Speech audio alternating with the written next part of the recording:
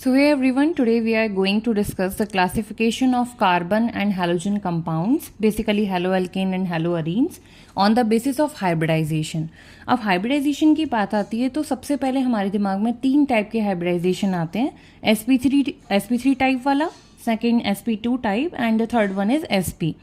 तो sp3 type की अगर हम बात करें तो sp3 टाइप वाले जो हेलोएल्केन और हेलोअरीन कंपाउंड्स हैं इनको हमने 2 कैटेगरीज में डिवाइड किया हुआ है। The number 1 is allyl halide and number 2 is benzyl halide.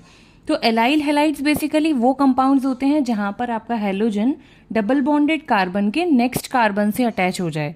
For example CH2 double bond CH single bond CH2, यहाँ पर आप क्लोरीन ब्रोमीन आयोडीन कुछ भी ले सकते हैं। इसके साथ साथ मैं यहाँ पर नॉन बेंजीनॉइड रिंग का भी यूज़ कर सकती हूँ। रिमेंबर मैंने बोला है नॉन बेंजीनॉइड, आपका बेंजीन कंपाउंड्स नहीं होने चाहिए। तो आपने ये नॉन बेंजीनॉइड कोई भी रिंग ली, डबल बॉन्डेड कार्बन के नेक्स्ट कार्बन से हैलोजन अटैच कर दिया, तो ये हमारा हो गया एलाइलिक हैलाइड्स की कैटेगरी। सेकेंडली अगर हम बात करें बेंजाइलिक हैलाइड्स, तो बेंजाइल मतलब हम बोलते हैं बेंजीन पर CH2 ग्रुप को। जब भी आप बेंजीन पर CH2 ग्रुप देखें, वहाँ पर चाहे आप OH ग्रुप देखें, चाहे आप कोई हैलोजन देखें, चाहे कोई भी अदर फंक्शनल ग्रुप देखें, बेंजीन पर CH2 का नेम हमेशा बेंजाइल ही रहेगा। तो अगर इस ग्रुप के साथ हैलोजन जुड़ जाता है तो वो हमारा बेंजाइलिक हैलाइड की कैटेगरी में आ जाएगा।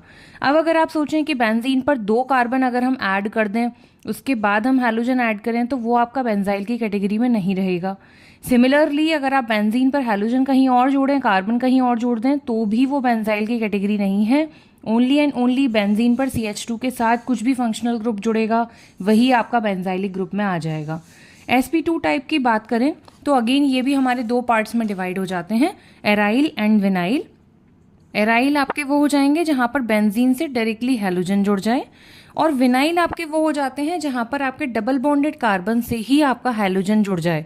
तो यहाँ पर आपने नोटिस किया कि अगर हैलोजन आपका सिंगल बॉन्डेड वाले कार्बन से अटैच हो रहा था तो sp3 हो गया, और अगर डबल बॉन्डेड वाले कार्बन से अटैच हो रहा है तो ये आपका यहाँ पर हो जाता है sp2 टाइप।